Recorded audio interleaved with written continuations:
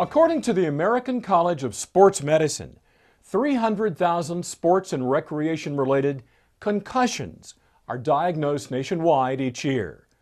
But they also estimate that the actual number is probably 7 times more because so many concussions go undiagnosed.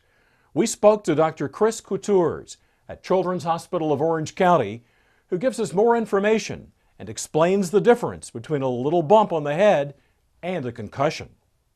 A concussion is any blow to the head or to the body that causes a change in the way somebody thinks, acts, or behaves. Now, a bump in the head is maybe just that. A bump, they have a little bit of swelling, they're acting fine, they're playing fine, everything else is normal. Short of that, anything else has changed, I'm going to call that a concussion. We asked Dr. Koutures about the symptoms of a concussion. The most common symptom is headache, maybe fatigue, dizziness. Kids will tell me they feel slower in a fog.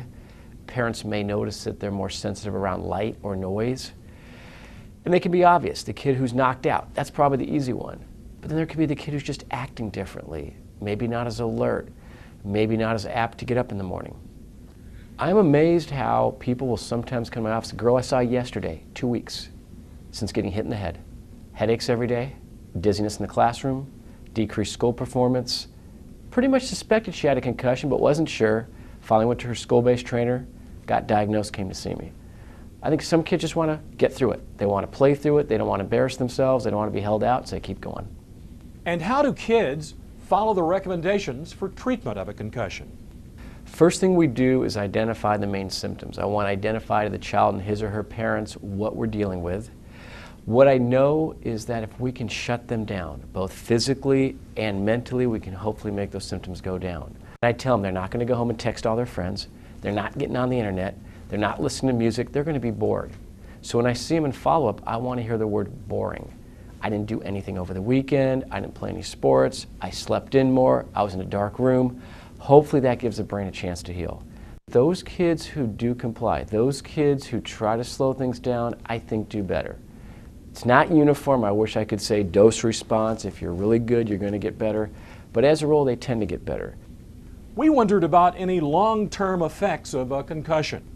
There can be long-term effect from a concussion, and it's hard to predict day one, week one. I wish I could get my crystal ball and tell a family.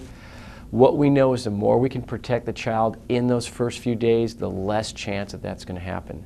Long-term issues could be personality changes, decreased grades, depression, memory changes. So we can't predict, but again, the more we protect early on, the less chance we think those things are going to happen.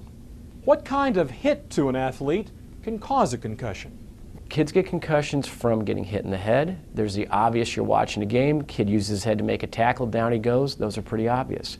I've had kids who were dropped as cheerleaders hit the back of their head.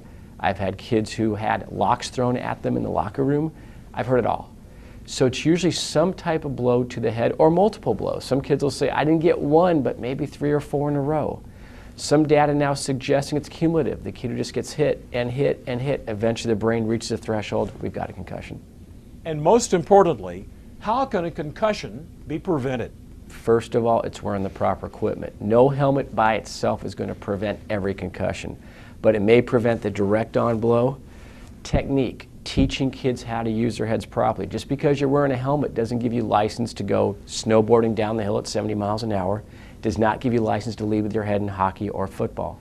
Finally, rule enforcement. If we could talk to the officials of the world and say, look, in a soccer match, if you're going to call the elbow to the head in that first couple minutes, the game is going to be less physical, less chance of head injury. So it's a matter of using your head properly, enforcing the rules, and not doing crazy things.